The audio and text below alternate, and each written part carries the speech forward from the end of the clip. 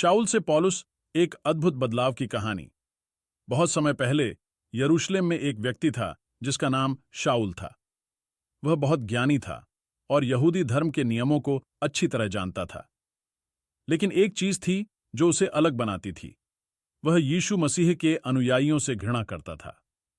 वह चाहता था कि सभी मसीही लोग समाप्त हो जाएं, क्योंकि उसे लगता था कि वे यहूदी धर्म के विरुद्ध हैं। शाऊल की क्रूरता। शाऊल ने कई मसीहियों को गिरफ्तार करवाया, उन्हें सताया और यहां तक कि कुछ को मरवाने में भी भूमिका निभाई।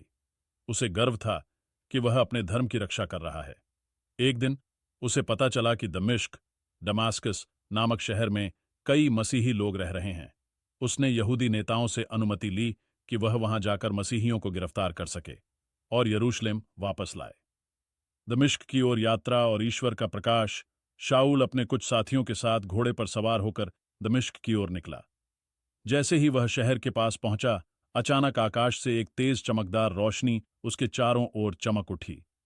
वह घबराकर जमीन पर गिर पड़ा और तभी उसे एक गंभीर, दिव्य आवाज सुनाई दी।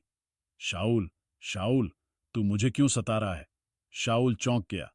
उसने डरते हुए पूछा, हे प्रभु, तू कौन है? आवाज आई, मैं यीशु हूं जिसे तू सता रहा है। लेकिन अब उठ और दमिश्क जा, वहां तुझे बताया जाएगा कि तुझे क्या करना है।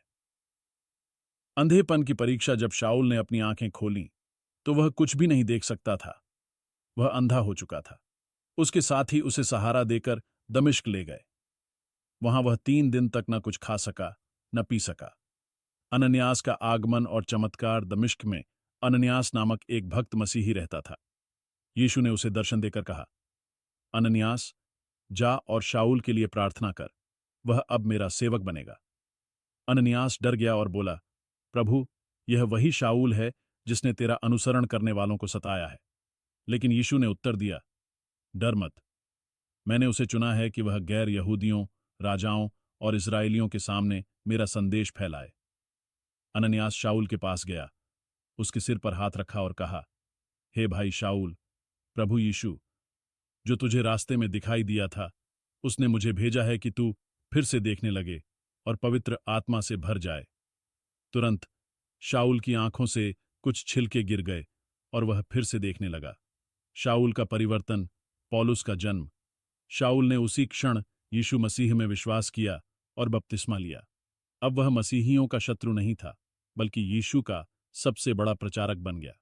बाद में उसका नाम पौलुस, सेंट पॉल, रखा गया। उसने कई देशों की यात्रा की, चर्चों की स्थापना की और बाइबल के महत्वपूर्ण पत्र, लेटर्स, लिखे। शिक्षा। शाऊल से पौलुस की यह कहानी हमें सिखाती है कि कोई भी व्यक्ति इतना बुरा नहीं होता कि ईश्वर उसे बदल ना सके। अगर ईश्वर शाऊल जैसे व्यक्ति को बदल सकता है, तो वह किसी को भी बदल सकता है। बस हमें उसके बुलावे को सुनना और उसका अनुसरण करना